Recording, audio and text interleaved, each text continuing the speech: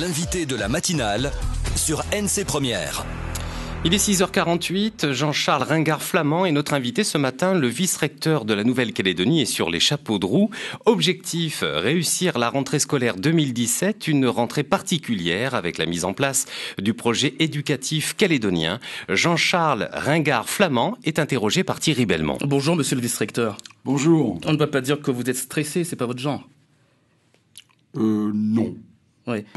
Pas stressé, mais vigilant. Il y a de quoi être fébrile pourtant, monsieur le vice-recteur. Ce n'est pas une rentrée comme les autres, on est d'accord.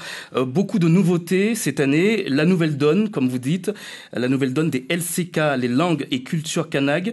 La culture est maintenant un enseignement obligatoire dès la 6e. Absolument. C'est une des principales nouveautés de cette rentrée 2017.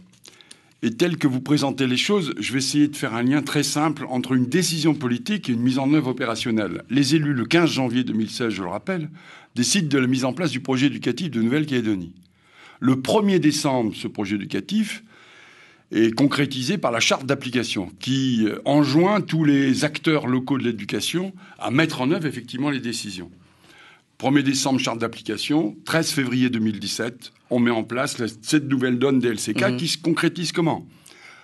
Tous les élèves de 6e, collège, privé et public. Tous les élèves de seconde, des lycées privés et publics. Tous les élèves de première année de CAP privés et publics vont bénéficier, finalement, d'un enseignement obligatoire pour tous, des éléments fondamentaux de la culture. Dès cette rentrée. Quel est le but exactement ? Alors, le but est assez simple. Il est de considérer que, conformément aux accords de Nouméa, les langues et cultures kanak participent du développement du pays, participent du destin commun. Il est donc nécessaire, tant du côté des éléments fondamentaux de la culture, que tout le monde, tout et un chacun, j'oserais dire, puisse appréhender ces éléments culturels, au sens, ça participe de ma propre, finalement, évolution. Mais en même temps, celles et ceux qui le souhaitent peuvent bénéficier d'un enseignement d'une langue kanak au même titre que les langues régionales, au même titre que l'italien, l'espagnol ou le chinois. Mais on peut se poser la question, est-ce que c'est vraiment une priorité aujourd'hui ? Ça a été voulu par les élus. Ça a été voulu par le corps politique en son entier, c'est-à-dire à la fois l'État plus les différents gouvernements. C'est la question que se posent certains qui disent, par exemple, qu'on aurait pu mettre plus de moyens dans d'autres secteurs aujourd'hui de l'éducation.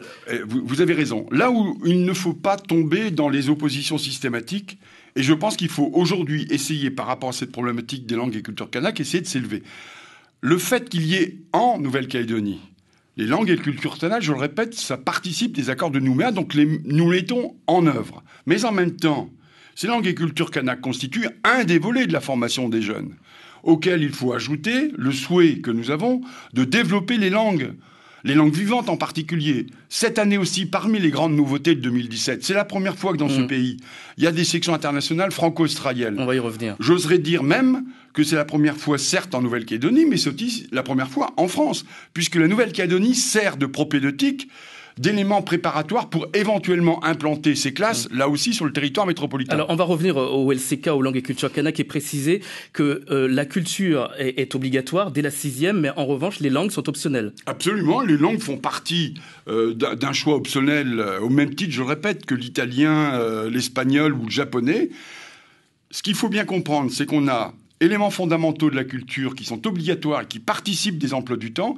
Donc, quand les petits 6e vont rentrer aujourd'hui, ils auront à leur emploi du temps 1 heure en quinzaine, c'est-à-dire 18 heures sur l'année pour appréhender les éléments fondamentaux qui la casent, qui l'ignament, qui les repères temporels, etc.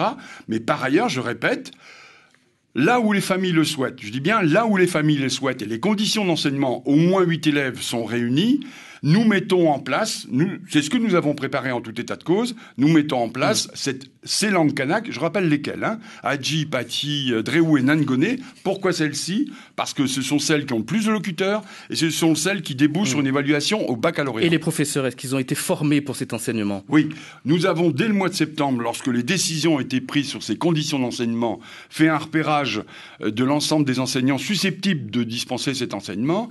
Il y a eu des formations qui ont été mises en place dès le mois d'octobre et le mois de novembre, naturellement. Nous allons continuer. Des formations suffisantes. Il y a combien de professeurs, Jean-Charles Ringard-Flamand ? Dans le second degré, plus d'une 60aine. Je voudrais ajouter un point sur la formation. Le 24 octobre 2016, Vous voyez, entre une décision politique et la mise en œuvre opérationnelle. Le 24 octobre 2016, nous avons passé convention avec le président Lagadec, président de l'université, pour que dès cette année, un module de plus de 150 heures, je dis bien 150 heures, permette à ces enseignants d'être habilités et agréés. Vous avez raison, vous posez un problème de fond. Il faut sortir aujourd'hui d'une forme d'activité que je qualifierais socio-culturelle des langues et cultures kanak vers une discipline qui participe du développement de chacun des collégiens et lycéens de ce territoire. C'est-à-dire qu'aujourd'hui, tous les professeurs sont aptes à enseigner les langues et cultures kanak dès la 6e. En tout cas, ceux qui ont été repérés présentent pour nous des conditions suffisantes. Vous dire que tout est parfait, cher ami, ça ne sera jamais ma position. Nous avons dans ce domaine des marges de progrès.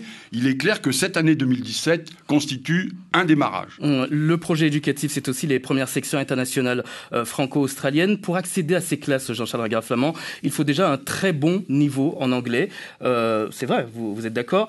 Est-ce que ce n'est pas mettre de côté une partie des élèves qui n'a peut-être pas la chance de pratiquer l'anglais à la maison, de voyager également dans d'autres pays et qui pourraient et qui auraient envie d'accéder à ces classes franco-australiennes à pratiquer l'anglais à l'école. Alors, ces deux sections, je le rappelle, sont ouvertes donc au collège de Baudoux et au collège de Dimbéa-sur-Mer. Évidemment, il faut avoir un bon niveau.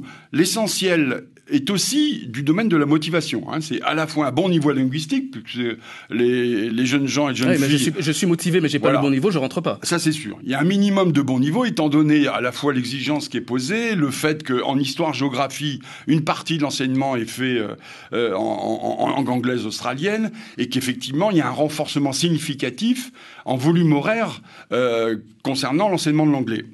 Cette cinquantaine de jeunes vont, dès la rentrée de 6e, donc démarrer cet enseignement, pour le tenir, je le rappelle, là aussi c'est un point important, pour le tenir jusqu'en terminale. Donc ça veut dire dans 7 ans, autrement dit, on est en 2023-2024, ces jeunes gens vont passer un baccalauréat avec une option internationale. Ça veut dire qu'il y aura génération par génération au moins une cinquantaine de jeunes qui auront un niveau de langue relativement conséquent. C'est un enseignement élitiste.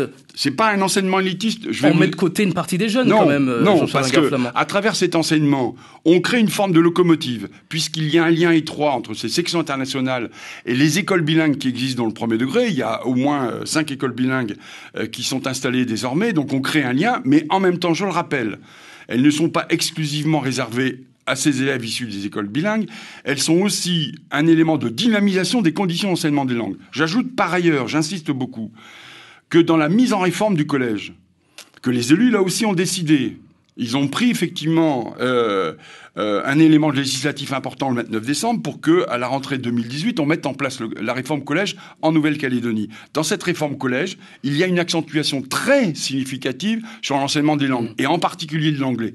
En gros, à travers ce projet éducatif, qu'est-ce qu'on essaie de dire finalement et quel est le message à travers l'enseignement des langues d'une manière générale ? Eh bien, je suis un jeune Calédonien, ma première langue, c'est la langue nationale. Donc, la Calédonie, terre de francophonie. Deuxième élément, compte tenu de la situation géopolitique de la Nouvelle-Calédonie, il est évident que l'anglais est absolument, j'oserais presque dire sans mauvais jeu de mots, élémentaire. Donc je suis bilingue. Par ailleurs, si je le souhaite, je peux développer les langues kanak en fonction de mes aspirations. Est-ce que l'anglais est renforcé généralement à l'école également pour cette rentrée ? Absolument. Oui, alors absolument renforcé tant en volume horaire, c'est-à-dire le nombre d'heures que l'on y consacre, et dans la manière dont on va devoir enseigner aujourd'hui. Tout est prêt pour cette rentrée ? Ah, écoutez, une rentrée scolaire, c'est 9 mois de travail avant. Donc, a priori... Qu'est-ce qui pêche cette année ? vous me posez une colle.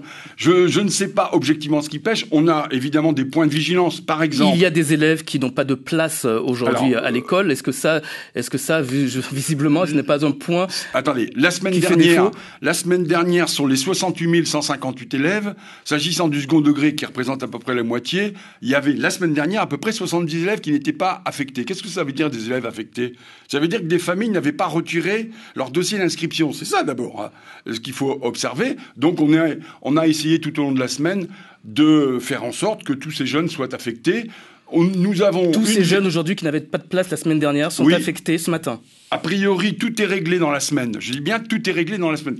À condition, j'insiste beaucoup, que les familles fassent le chemin de l'école et puissent effectivement nous donner leur dossier d'inscription. Jean-Charles Ringard-Flamand, vous restez avec nous, on vous retrouve à partir de 7h10.